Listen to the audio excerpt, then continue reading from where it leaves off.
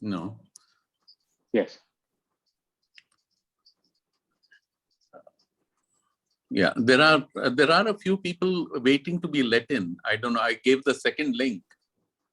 We have admitted all at the moment. Nobody is waiting right now. Deepa Beke. I think he's trying to link in. We have admitted everybody who is in the waiting. At the moment, nobody is in the waiting from our side. So. Now, the second link was the one through which we are joining at the moment, right? That's right. Yes, absolutely. Just confirm that they are joining with the second link or. Yes. No, they are joining from the second link, I think. Yes. First link is already kind of finished because we logged out. Right. And stopped the meeting completely. So it can't even work. Should we start? Yes, please start. Yeah. Yeah.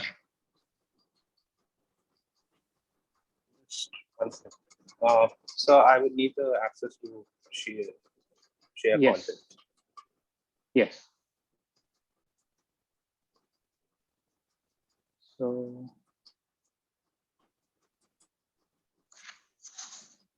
which one? There's just one on this one. On this one, huh? Yes.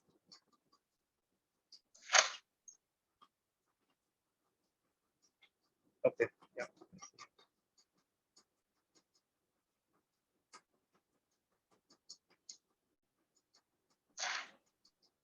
Okay now? Yes. Now you can share.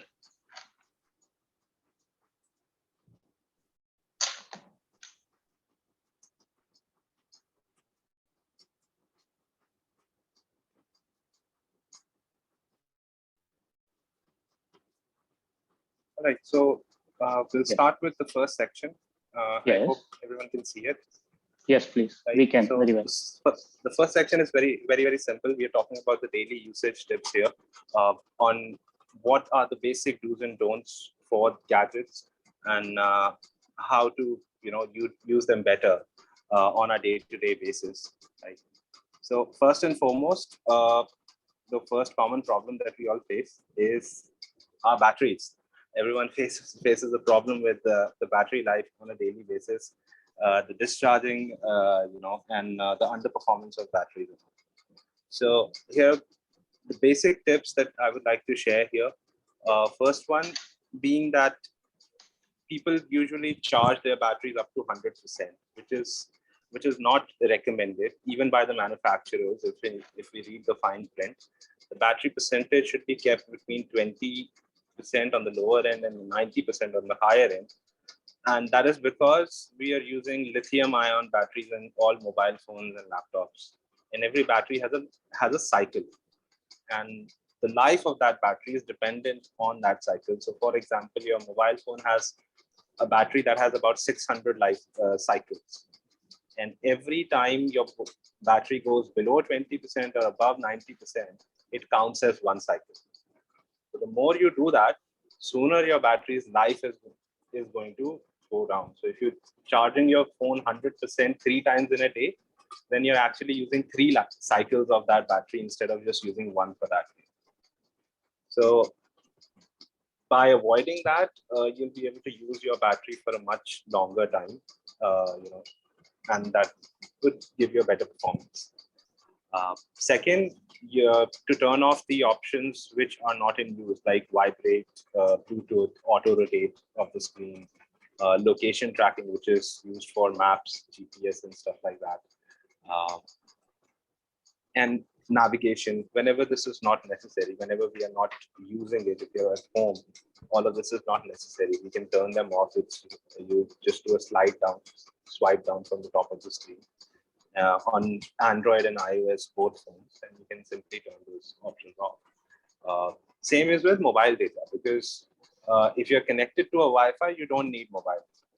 And this would sound, people think that, how does it matter? But, well, it does, because for mobile data, your mobile is trying to connect to a tower, which is probably 1 or 2 kilometers away from your house.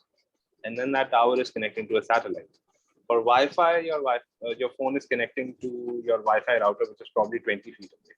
So, the energy loss, the energy utilized during that process is much less, much more effective than connecting to the tower. So you don't need the tower if you're connected to a Wi-Fi. So turn that off. Right. Never leave the phone on charging overnight. This is a very, very common practice. A lot of people do it, and that's where a lot of problems happen. I'm sure people must have seen the videos forwarded that Samsung phone caught fire, or somebody's phone battery was blown up, right, or swollen up. All of these issues happen usually because of overcharging, and it's consider it like a balloon.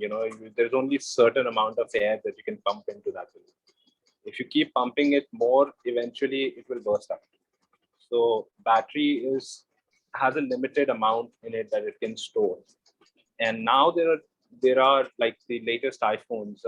Now they are coming up with the option that the phone itself will gradually charge itself overnight if you are connecting it overnight, or it will stop the charging automatically.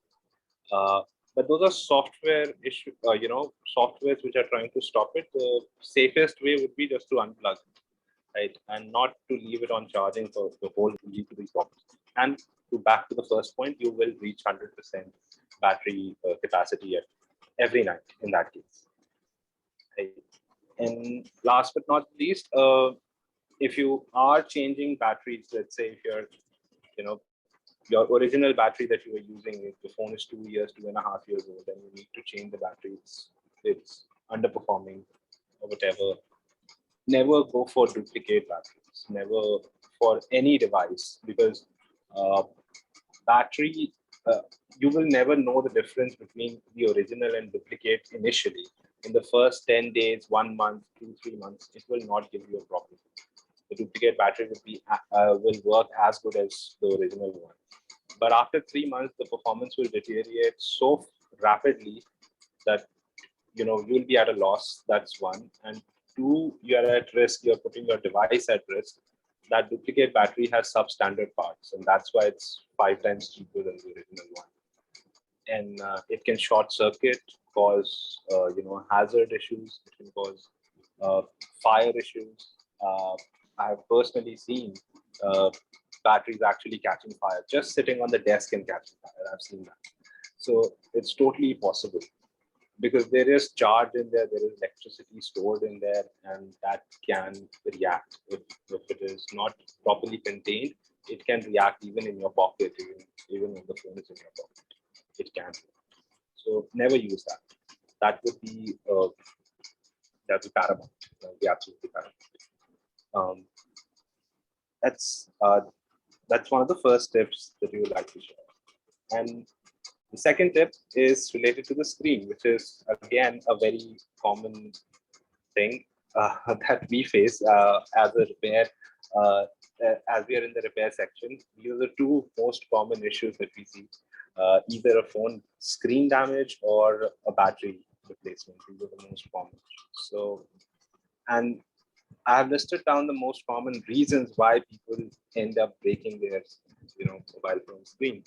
It's and the first one is something that our RTO suggests you not to do. That is, never ring and drive. Never be on your phone while you're driving, be it a motorcycle or a car or anything. Don't do that. That's dangerous for your life. That's dangerous for your device every way. Second, and this would be interesting, that is to replace your screen guard every 9 to 12 months. So I'm sure 99% of the people in this session right now have a screen guard on their phones, have a screen guard on their iPads, or not on their laptops, but on their iPads and phones. 99% of them do that. But people don't change the screen guard, because once it's on there, it's on there. They feel that it's just a plastic sheet. However, on daily usage, while you're swiping on that screen is keeping the phone at 10 different places. that plastic material is slowly and gradually getting chipped away. And we have a lot of doctors here, so they can definitely add on to this. That it does not just work for plastics like that; it works for everything in the same way. Any material, it's slowly and gradually is chipping away. So after 9 to 12 months, that the strength that it had on day one, that has actually chipped down to probably 40% of that. So 10 months down the line, that same screen guard is protecting your screen only 40% of what it was initially. And it's usually $100 worth of screen guard, so you can replace it. Even if it is not cracked, even if it has no issues, no visible issues, just replace it, because it will, replacing your screen will be so much more expensive than replacing that screen guard. It would just cost $100 compared to your screen, which will be in thousands for the minimum, right? A mobile phone or a carry bag is a basic step, which most of us anyway follow. And so then are the few things which I've seen, which I've observed on the daily basis, through our household, through day-to-day lives. That is, your mobile phone should not be the third or the fourth thing in your hand. You cannot have a cup of coffee in one hand, a toast in the other, a plate in the other, and then you have your mobile phone tucked in between two fingers. That does not work. It's risky. Your phones are delicate. Even a small bump will cause an issue. Use your earphones. Keep your phone safely in your pocket whenever you don't have to, whenever you have to talk, if you're doing something else.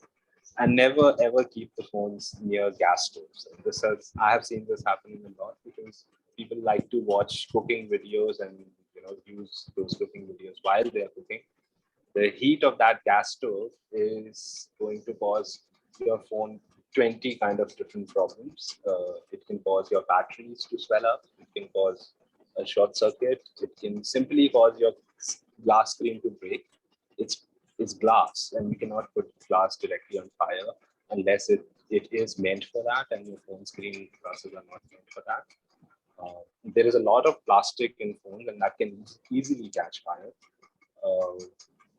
So yeah, it seems very convenient, and people do that. I've seen that on a daily basis. We have had issues reported because of that. So that's why I mentioned it here. Just a basic hygiene. Keep it at least 5-6 feet away from it. And that would be, that will save you, these steps will save you a lot of trouble of not going to that repair shop and getting the screen replaced every now and then. Third slide, that's where I would definitely approach to come in with this one, is the blue light depression. This is an unknown pandemic. That's how I see it. It's an unknown pandemic. And people are glued on their mobile phone screens these days. We are all glued on them. We're watching Netflix all day, YouTube all day, like a Zoom session, right? And your mobile phone screens and all the electronic screens, not just mobile phone, all the electronic screens basically work on either LCDs or LEDs. And both of those have the eminent background, the way the light is created, that you see, the content that you see on the screen, the background technology, it emits blue light. Blue light being the ultraviolet light that you cannot see, but it is emitted by that screen. And that's how that screen is bright. The brighter the screen you have the screen, the more light it's emitted. Right? And as humans, our eyes are biologically designed for the sunlight. It was not designed to stare at a mobile phone screen all day long. And that causes problems, some of which I can explain being a tech person, and some of which I'm sure Dr. Archil will be able to explain better. And so here's the basic things, like in a dark room, don't use your phones, or don't be on your iPads for a very long time. If you have all the lights off and you're watching movies for hours, don't do that. Have some sort of a background light, because if it is completely dark, then all that light is going to your eyes. It is going to damage over time. It's going to damage your eyes, and that's, we have been told that since we were kids. Mom never used to let us sit in front of the TV for too long, but I think those days are past yesterday now. Right now, all the kids that I see are glued to their phones more than anything else, and that causes these problems. So we need to follow that. That is to give yourself a 5-minute break, even if you're using it for hours, for days, days on end. If your job profile requires you to be on the laptop for 8 hours, give yourself a 5-minute break when you're not looking at the screen. So let your eyes rest a little bit from that, right? Because the excessive of that screen time will cause you irritability, it will cause headaches, it may cause migraine, it may cause your eyes to your eyes may have problems like dry eyes and all of that. So follow these basic steps to keep that from happening. And at night before you go to sleep, keep your devices at least 6 feet away. And I know many of us who keep our cell phones right next to our pillow because we have an alarm or we want to check WhatsApp the moment we wake up or anything of that sort. So keep your devices at least 6 feet away from your bed. And that is because your device is eventually it is still communicating to that cell tower 24/7. It is communicating. It is communicating to Airtel, Vodafone, whoever your service provider is, to keep your number active. It is sending out signals. It is receiving signals. That is going on constantly. And those electromagnetic waves, they actually cause a disturbed sleep kind of issue. There have been experiments that have been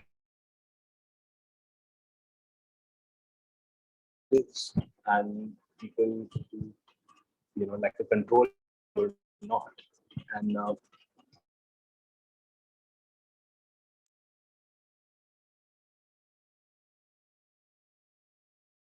it's absolutely a big no-no to keep a gadget near an event like this.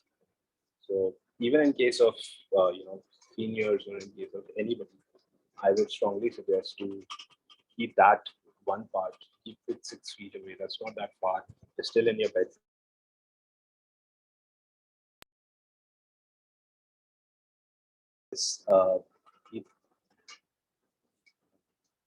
Then the last point being wear anti-glare glasses, which is something that I personally very much follow, even right now. I am. So wear anti-glare glasses if you're going to be on a laptop or an iPad for long hours. That will help you. One, the blue light, your glasses will reflect that, so that does not get into your eyes and does not cause you all the headaches and all of that. And makes it easier for you to, be able to watch that screen for so long if you're doing that, right? Okay.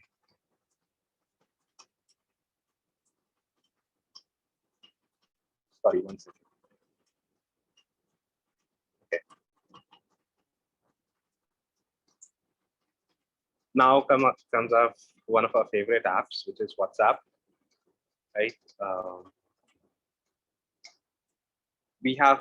We share all sorts of content on WhatsApp. Do not download. This is not related to the cybersecurity part yet. This is just your basic hygiene steps. So we forward each other a lot of images, videos, good morning messages, funny videos, everything. So, and people are in WhatsApp groups with like about 100, 200 people in that group, and everyone is sending messages every day. And all those messages, if you download every one of them, that is going to take up your internal space in your phone, and it's going to slow down the performance of the phone, and eventually you're using that much more data as well. So avoid that. You can go to the settings on the top right in your WhatsApp. There are 3 dots. You can click on those settings and disable the auto download function. From there, again from the same settings, you can redirect those videos, especially the videos, because videos are the ones which take the most space. So redirect them instead of your phone internal memory, put them to your SD card. So all the Android phones, iPhone users would not have this option except for a few models that support an external SD card. But all the Android users will have this option. They have an SD card slot, and 99% of users do have an SD card by default in their phone, which is the external memory. So you redirect your videos onto the external memory. That way, your internal phone memory stays empty, and your phone needs that internal memory to work faster. So that is where we think that is where the thing is. So you keep that, all of that, especially the videos and images, you keep that on the SD card if you absolutely have to have that video. And other than that, don't download. Don't download all the videos. Exit and delete the groups that are unnecessary. You're not, using them very often. Use the clear chat option, which is a very simple function.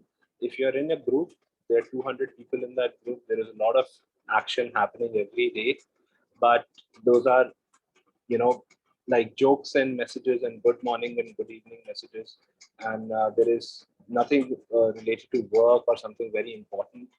Then just go to the top, again to the top right, the three dots, click on that. You'll get the option to clear chat. Click on clear chat and clear all the media. That clears out that WhatsApp space, that clears out that much memory from your phone. And now the group is fresh as new. And you don't have to, if you don't need those messages, there is no point keeping all of those hundreds of images and videos in your phone, even in the cache of it. Even if you have not downloaded it, that thumbnail is still there, is still taking up some sort of space. So use that clear chat option. It's already inbuilt, right? Mute the notifications again. Early morning, good morning, 15 messages of good morning. Mute notifications. Again, top right, same settings menu on the group. Once you have the group open, top right, click on the three buttons. You will have the option to mute notifications. Just mute the notification of the groups that you don't need to see every message from. Right. News is not published on WhatsApp. This is for sure. So there is a lot of, like, even right now in COVID times, there are a lot of rumors, there are a lot of information which is not accurate, and it floats out on WhatsApp very, very quickly. People believe it very, very easily. But here's the thing: anybody can create anything as a video these days. Any school kid, any school kid which is above, in more than 5th grade, I'm sure they know how to create a video on their phones, right? So anybody can create any video and float it out on WhatsApp. That's not news. It's not verified. There is no data source behind it. There is no way to know or justify what they're saying. It's their personal opinion or their personal propaganda, whatever they want to do. So don't believe that. Don't believe the news or such articles shared. Please verify with authentic channels. There is proper newspapers, proper media channels. You can go to them and verify it from there. Beware of unknown numbers, of course. In case of WhatsApp, particularly, you may get WhatsApp, directly from somebody who is stating to be a friend. Now, this is a very one of the very common viruses right now, which was floating around, which is WhatsApp pink. Right? Click on this link and the WhatsApp will turn pink. That's a spyware basically.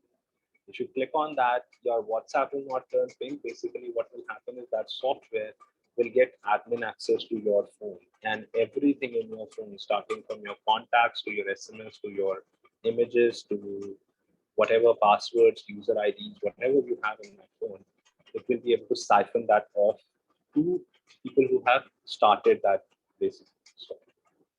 Right? So unknown numbers are a big no. No matter what happens, don't respond, don't indulge. Right? Another thing is WhatsApp marketing is becoming very, very common. So again, it comes from unknown numbers. Those are usually automated numbers, software numbers. So startups and companies are using WhatsApp marketing to reach out to customers because most of the customers are on WhatsApp and people like to check their WhatsApp. So these marketing messages are usually harmless. I mean, there is an image in there or there is some text in there and they're telling you about their services or whatever. But still, do not reply to that particular message or do not engage in a conversation with that message. If there is a company that has sent you a marketing message, I'm sure they must have given their official number. Call that official number and see if that company really exists. Search them on Google, search them elsewhere, wherever you want to verify it from. And then, yes, if you want to do business with them, then go right ahead. WhatsApp marketing is pretty much legal. People are doing it. It comes in the gray area, but yes, there are a lot of companies that are doing it now. And I'm sure people must, at some point in time, you must have received an SMS on WhatsApp, either from your banks or from companies like Zomato, Swiggy, all of these companies, Just Dial, every one of them uses WhatsApp marketing. So I would only suggest that do not engage in any conversation or transaction, especially on that particular channel. They will send you a message. You want to engage with that company, get connected with them through their official channels, with their official phone numbers.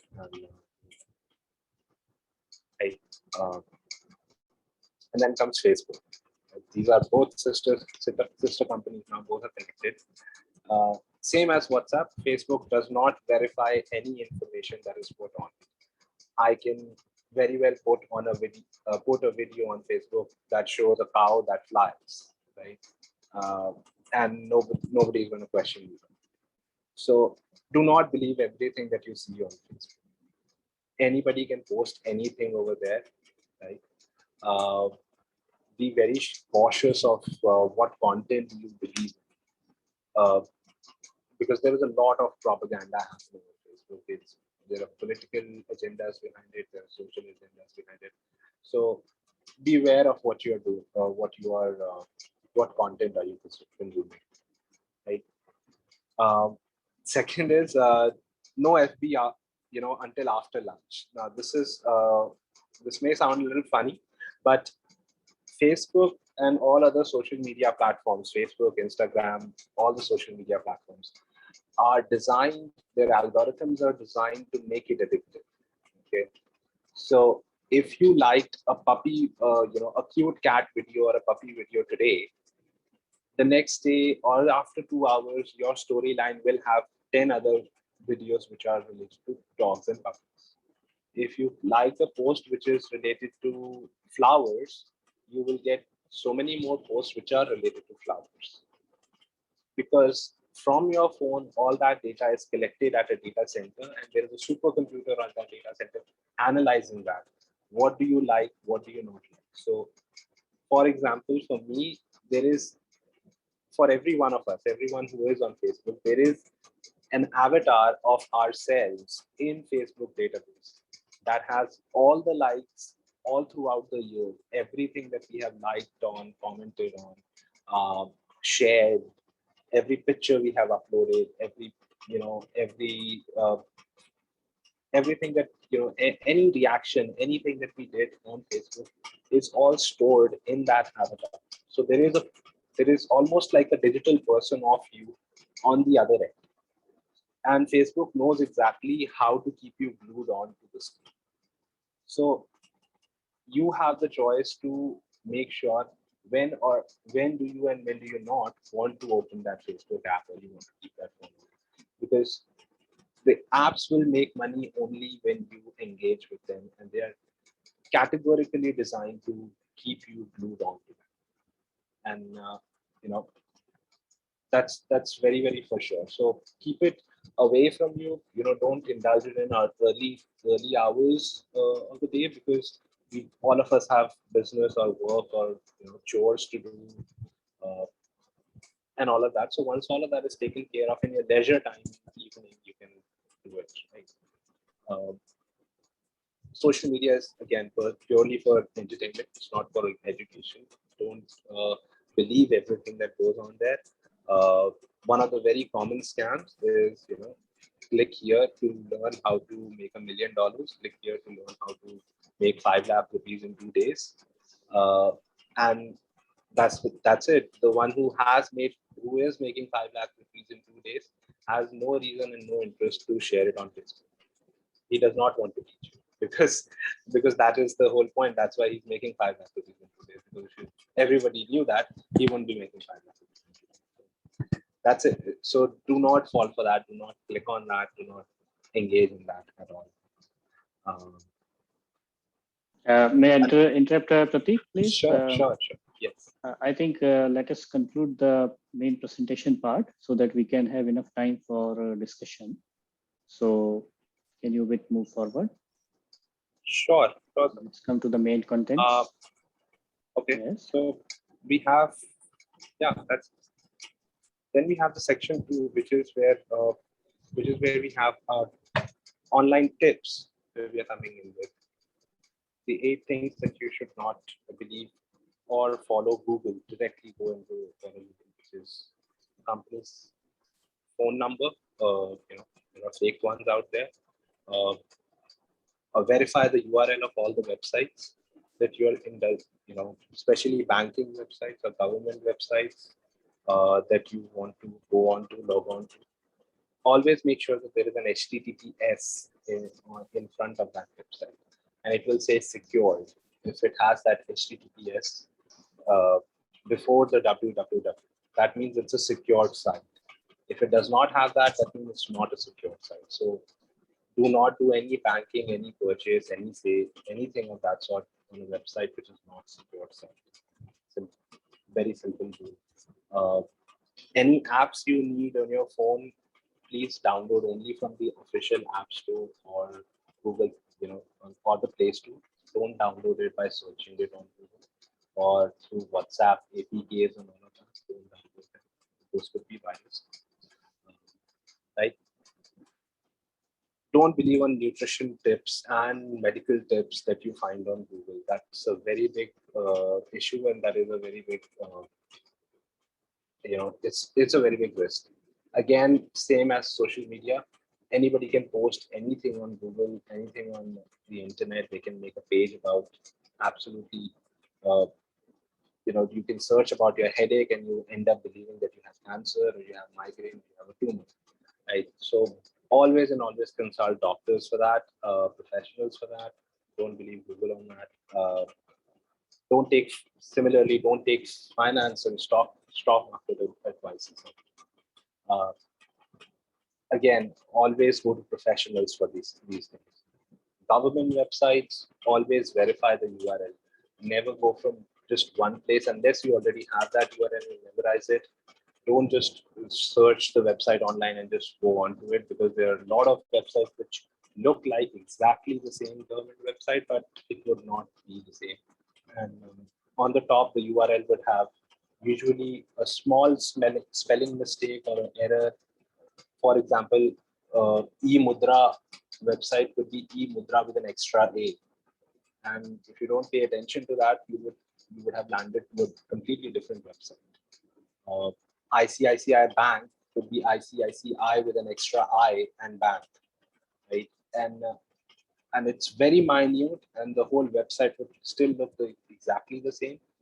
But if you land up there, you are risking a massive, your financial information is absolutely at risk. So don't search that. Make sure that you have verified it from a couple of places. And don't search for discount coupon, because that's a very common scam. People like to go for discount coupons when discount coupons usually lead to places on the web which you're not supposed to go, or when you want to be secure. So just refrain from searching for discount coupons, as it is Amazon, Flipkart, and all will give you discounts. Then comes the very important online payments do's and don'ts. Right? If your seller is genuine, online payments are very safe now. Paytm, PhonePe, Google Pay, and all of those apps are used by everyone, but these apps cannot in any scenario revert your money back to you. So verify everyone, verify before you pay. So they cannot, there is no way that these apps can, even if you report it, they can only escalate it to the bank. They do not have the rights to hold the money or revert the money through RBI guidelines. That's not what these apps are for. Okay. UPI is the best way to do it. So if you have a QR code where you can scan it and pay, that's the best way to do it. Usually you are at a retail store or a vendor shop, physically present. That's very, very safe. High value transactions should have a GST. So if you are purchasing a mobile phone, a laptop, or anything that is above a couple of $1,000, right? There should be an invoice, there should be a GST mentioned there. If it is not, then that money, first of all, is going in the black market. And two, that would be a shady company, because GST verifies that the company is registered in every possible place and they can actually track the company. Without a GST, they cannot. So that's a very big move. Never share OTPs, card CVV, the last three at the back of your card, the PIN codes or the passwords. In any case, even if it is a payment or somebody says that it's a refund, there is a recent scam that is going on for PhonePe refund, wherein somebody would call you and say that, sir, you applied for this 1,000 rupees refund, and to process that refund, I'm going to send you an OTP. And you have to tell me that OTP. Basically, what they're doing is they're logging in to your PhonePe account, okay, and they're sending you that OTP. The moment you give them that OTP, they will have access to your PhonePe account and they will pay themselves whatever money you have.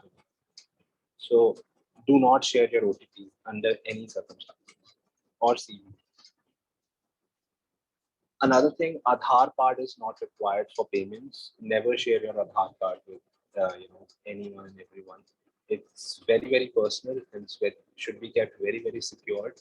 Everything is connected to your Aadhaar card and can be tracked down by that.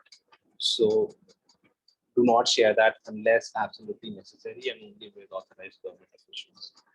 Do not share that even with, even if some company or that bank asks you for anything. Only do that if there is an authorized professional. Use UPI and card instead of cash on delivery. This is just a basic thing. People like to do cash on delivery when you pay actual physical cash. Right? Instead of that, try to make it a habit that you pay through UPI or pay by card or pay by Paytm and all of that. Because then you are keeping that money within the system, and that money can then actually much more easily be refunded back to you should anything go wrong with the transaction, or you want to return the device or return whatever you have purchased on it, or you want to report. Try to make that, instead of doing it in hard cash, try to make it online through secure programs.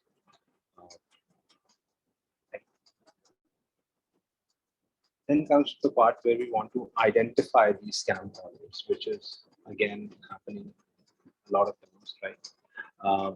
It's very, very common now. So I have personally, been policing this for a very long time.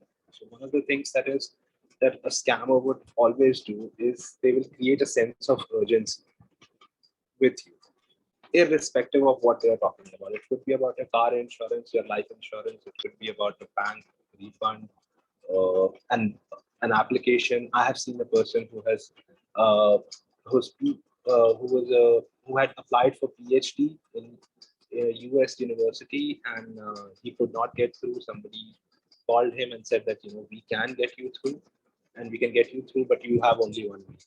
And the poor guy, he ended up paying about 12 lakh rupees in INR to this person, and they disappeared after that. So why? Because there was a sense of urgency. They will always come up with a sense of urgency. That's your first red flag. If somebody is doing that on a call, please step away. Take your time to think about it, research about it. Right? If it is urgent for them, it's not urgent for you. Take a 2 minutes break, think about it. Prateek, I would request you to please conclude quick in next 2-3 minutes so that we have some time. And just highlight the main points so we can go forward, and there are some questions from the audience. Okay. Sure. Then they disconnect it So- and then restart. Each one is supposed to be for 15 minutes. This man has already been there for 40 minutes. I'm sorry, there is some. So next is just a couple of points which are we can. Just one point from each slide, if you can quickly. So take your, again, of the scam callers, one that- last point that I would like to mention is use Each an auto point recorder. That's a long time.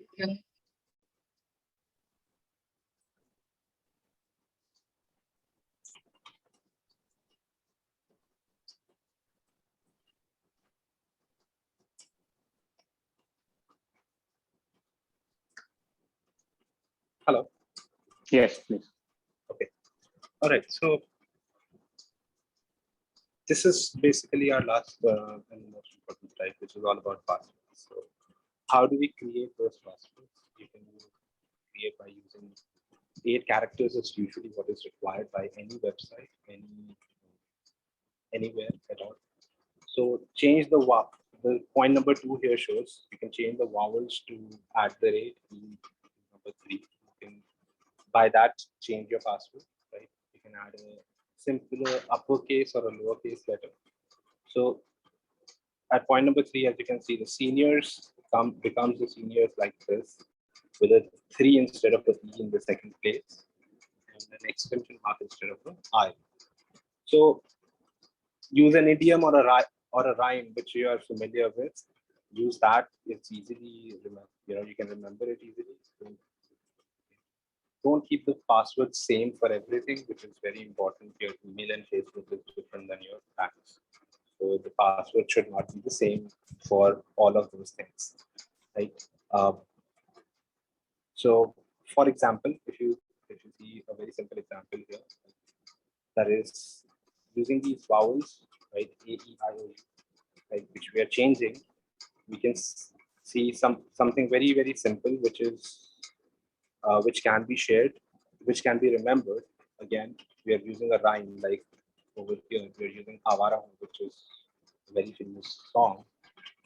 And we have changed this third A with an @ and after who, we have added a number 2. So it covers all the requirements for your particular password, which is needed by that website. And you'll be able to remember this very easily.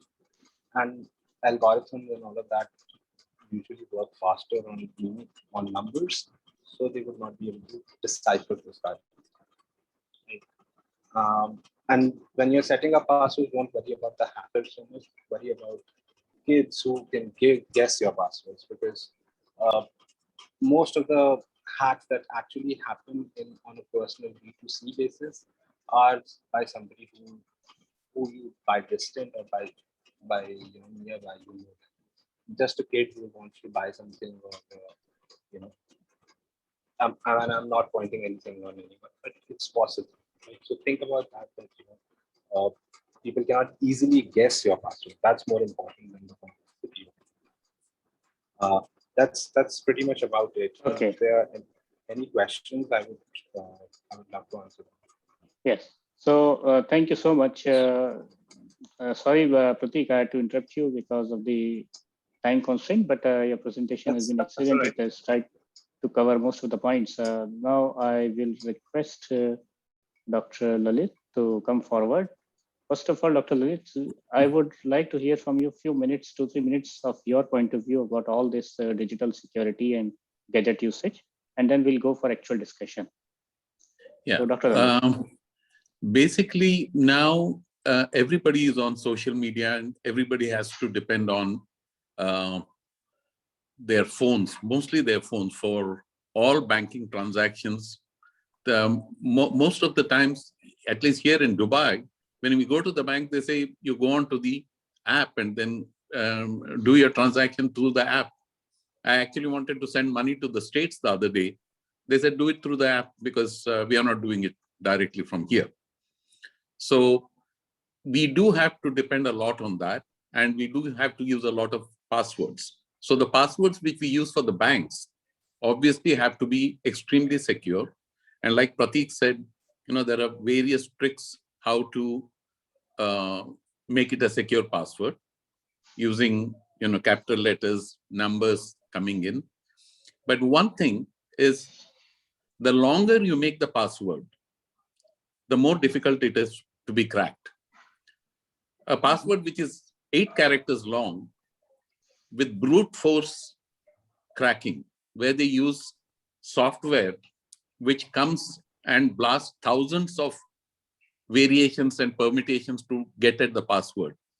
It may take them a week or a few days to crack an 8-character password. You jump it up to 16 characters, it may take them a few months. It is that much of a difference. But trying to enter a 16-character password is very inconvenient. So if at all you need it only for your banking ones. For your social media, Facebook and WhatsApp, I don't think it is that important. But again, you can expose yourself through WhatsApp and through Facebook for other forms of attack. So again, like Prateek said, never keep the password same for all your apps. WhatsApp should be different from Facebook, which should be different from your email. And also the email which is connected to your banks, keep that password very, very secure, because they can go through the email and then get at your account, your personal account. So be very careful about that particular one. The second part I would like to talk about is, you're carrying such a lot of security data in your pocket. Please don't lose your phone. Okay. And if at all you're going to be in that sort of a situation, don't carry the phone which has all your apps and banking apps on that. You yourself may not be able to get into your accounts after that, unless you go through a lot of problems trying to get back your password, your email address. At that point, also try to remember one thing. Do you know your credit card numbers? Suppose you lose your credit card. Do you know your numbers? Okay. So remember that your credit cards can be lost at any time. Have a method of backing it up. At least have a copy of it somewhere far away.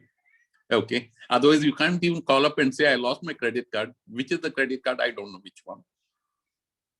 Okay. Now coming on to the other things which come on, which we touched upon, was the sense of urgency. For us, say on a Thursday evening, and for the people in India, on a Saturday evening at 7:30, you get a call saying that your bank accounts have been locked. You cannot get access to your bank account because we saw suspicious activity. This thing has been locked. To unlock it, please click on this link. In that panic, sometimes people may click on it. I think 90% of the people who are watching this webinar, I think, are too smart to fall for that. But you can still fall for it, because it suddenly means that you don't have access to your money. It's your money, but you can't get access to that because they locked you out. Okay, which they have not. But it comes on like, unless you do it in the next 10 minutes, you're completely locked out. So don't fall for that scam. The other ones, like I personally have experienced, last week, I got the thing that there was an attempt, you made an attempt to get onto Facebook and you could not. You were unsuccessful in logging onto Facebook.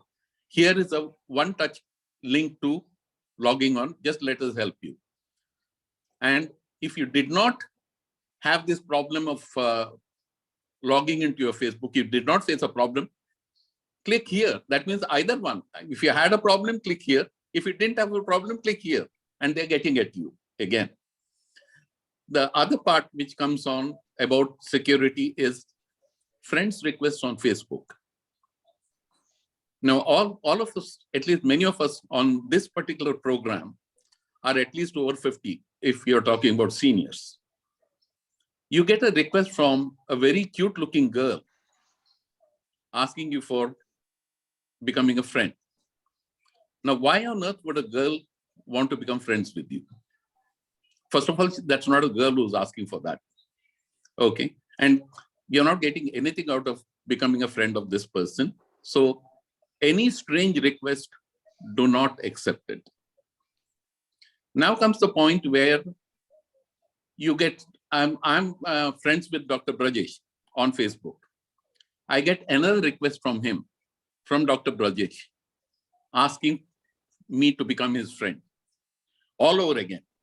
And if I look at his, info or data about him, I click on that. I see Dr. Mamta Mittal as his friend. And a few of the doctors that I know are also his friends. So 4 or 5 pictures I see.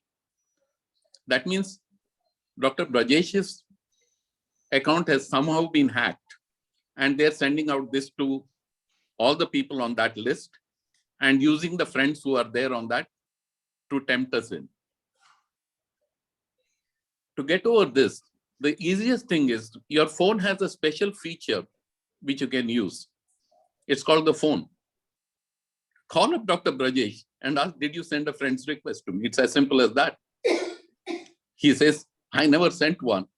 Then you know that this is coming from somewhere else. Rather than clicking on the link and say, yes, I accept him, and then find out that it was not him. Just call Dr. Brajesh. Dr. Brajesh, did you send the friend request to me? You did? Okay, I know what's happened.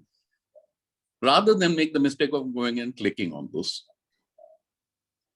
Okay, so these are a few of the things that I wanted to tell. Again, the question of passwords, it's a question of convenience versus security. How do you keep track of the passwords? I think most of us must be having at least 30 to 40 passwords. Professional groups that we are, we are members of the medical associations, of journals, Lancet and journal clubs. How do we keep track of that? Have a system of doing that. Either you're having a backup somewhere, locked up safe. Some people say never write down your passwords, but how are you going to remember it? You have apps which do that, but then that I'll leave to people like Pratik to say which are good ones. Remember about password managers. You might have heard of this term called password managers, where you have an app which will manage all your passwords. But this should have the functionality of going across devices. So what you entered in your phone should also be echoed on your iPad or on your computer. The app should be of that quality. Okay, again, that I think maybe Pratik might be able to tell you which are the good ones or what to look for in a password manager. At this point, I think I would leave it to you, Dr. Brajesh, to bring in the questions that the people have. Yes, okay, thank you. So we have only a couple of minutes more to go for this webinar this evening. I have 2 questions to keep our data in the cloud, because most of us are using the cloud. We back up our data there. How safe and how risky to have data online? So cloud services are pretty secure when it comes to cloud services provided by companies like Amazon, Google, such companies. They are pretty secure because they're eventually saving the data in their own server space. But don't go for a cheaper cloud security with cloud service which is from an unknown company. That's about it. Okay. Yeah. Right. Is it encrypted? Like yeah. Is it encrypted with the data is encrypted with Google or like OneDrive, Microsoft? Oh no, most of the cloud security basically is a virtual space that you have on their server, right? It's like your own pen drive, which is a pen drive sort of space on their server. So it's not necessarily encrypted, but it's password protected. So make that password very secured. And when you take cloud services, especially only deal with very recognized companies like Google, Amazon and stuff, and companies like that would be paramount. Then the second question is, all our browsers have the option to store passwords. Is it recommended?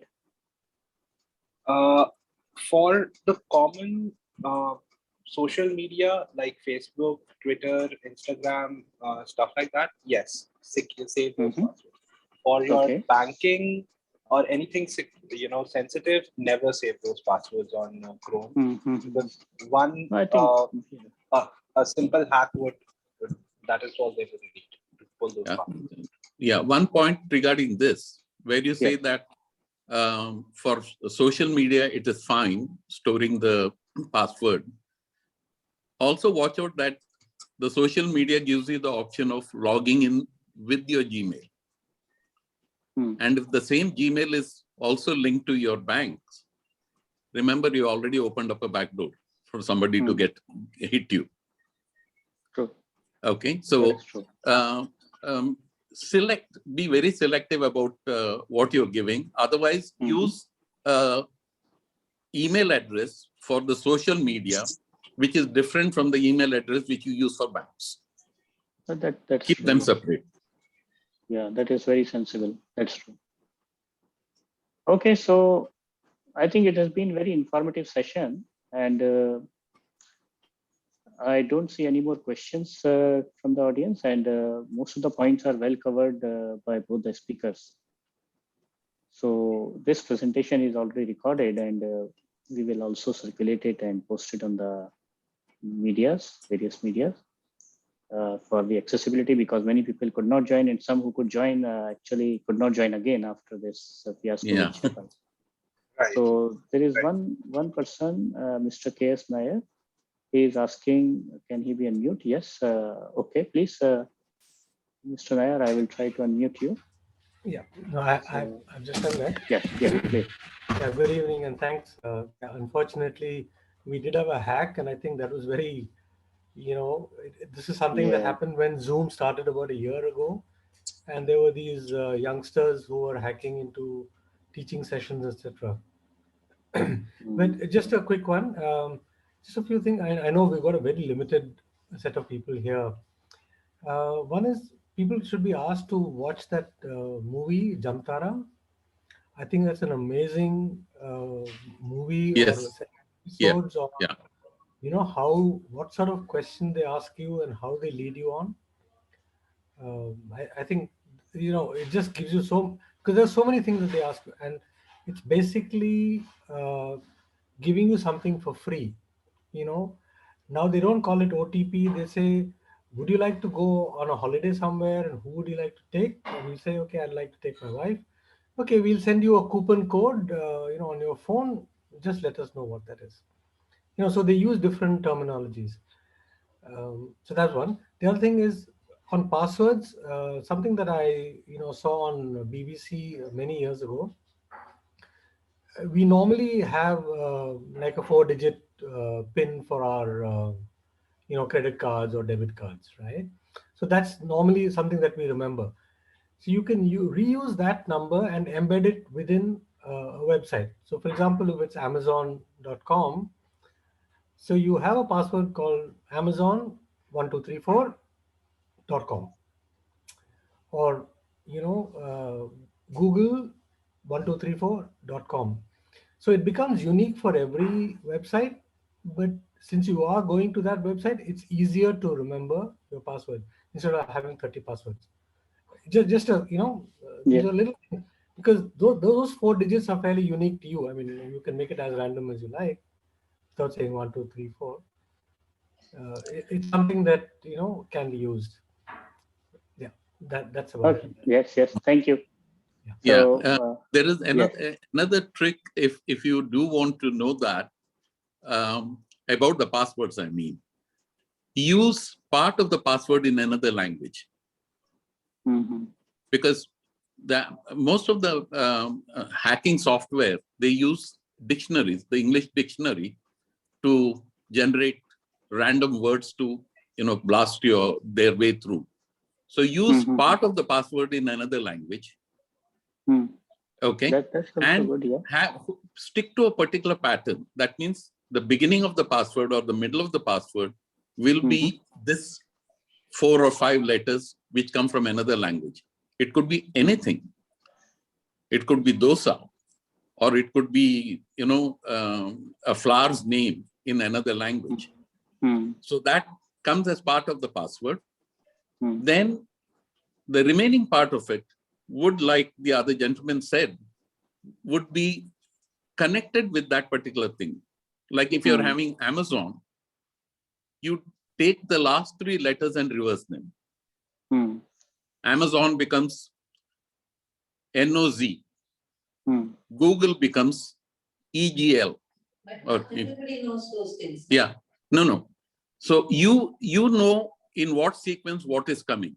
So without knowing anything, your foreign language word comes at a particular point in that password. Yes. The other segment of that is related to that particular website or app, and a sequence of numbers which is unique to you. Never use your birthday, your car number plate, don't use those. And then feed that number in.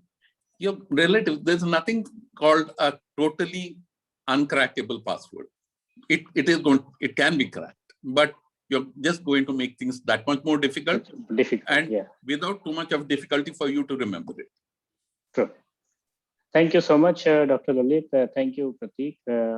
I'm very thankful to the audience who were very patient and they rejoined. And I think we will repeat this kind of webinar once again after 6 months, maybe. So to bring some new points and some new audience. No, sir. So Thank you. with this, I would like to conclude this today's webinar, and we welcome you all. So we also have a comment from H.J. Jacob. The session was very informative. Thank you to the speakers for explaining the details. So thank you, Mr. Jacob, also for your kind comment. With this, a very good evening, best wishes, and thank you so much. Thank you. Good Thank you, night. sir. Good night, everyone. Good night. Bye. Bye. Thank you. Thank you. Thank you.